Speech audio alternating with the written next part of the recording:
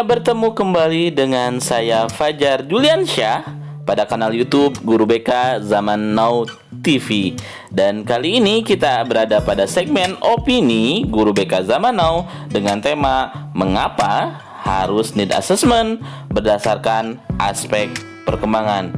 Dan inilah opini Guru BK Zaman Now.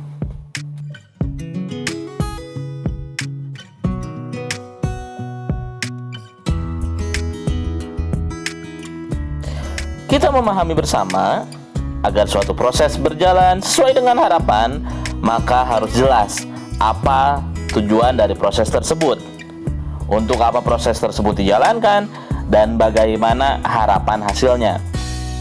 Nah, berkaitan dengan layanan bimbingan dan konseling, tujuan layanan bimbingan dan konseling yang tertera pada Permendikbud nomor 111 tahun 2014 dijelaskan bahwa tujuan layanan bimbingan dan konseling adalah agar dapat membantu peserta didik agar dapat mencapai kematangan dan kemandirian dalam kehidupannya serta menjalankan tugas perkembangannya yang mencakup bidang pribadi, sosial, belajar, dan karir secara utuh dan optimal.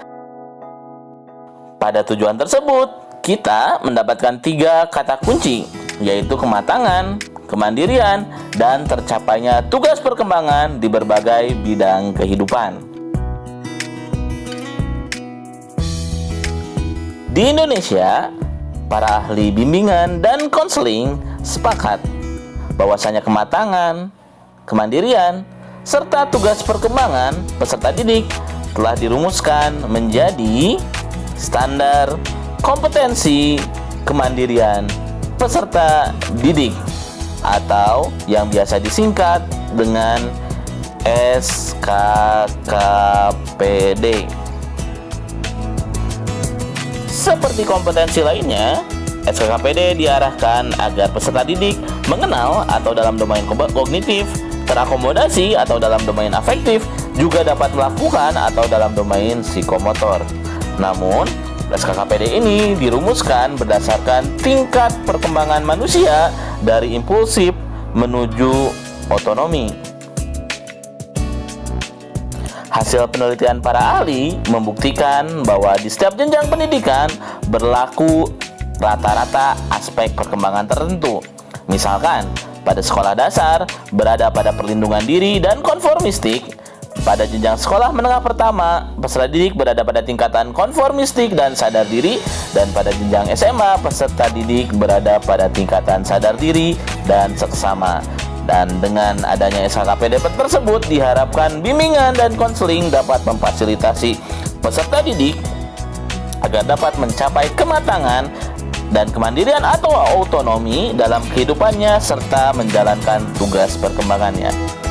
Maka dari itu, diperlukan asesmen berdasarkan aspek perkembangan atau SKKPD agar dapat terukur kondisi awal tingkat perkembangan dan kondisi pasca pemberian layanan.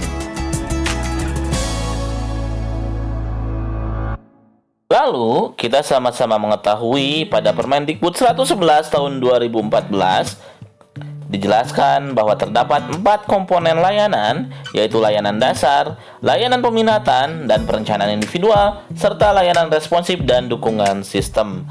Dan uniknya, layanan dasar diartikan sebagai proses pemberian bantuan kepada seluruh konseli melalui kegiatan penyiapan pengalaman terstruktur secara klasikal atau kelompok yang dirancang dan dilaksanakan secara sistematis dalam rangka mengembangkan kemampuan penyesuaian diri yang efektif sesuai dengan tahap dan tugas perkembangan yang dituangkan sebagai standar kompetensi kemandirian. Selanjutnya dijelaskan mengenai layanan peminatan dan perencanaan individual sebagai upaya memfasilitasi peserta didik atau konseli untuk merencanakan, memonitor, dan mengelola rencana pendidikan, karir, dan pengembangan pribadi sosial oleh dirinya sendiri. Layanan peminatan dan perencanaan individual ini erat kaitannya dengan standar kompetensi kemandirian peserta didik berkaitan dengan aspek wawasan dan persiapan karir, juga penerimaan dan pengembangan diri.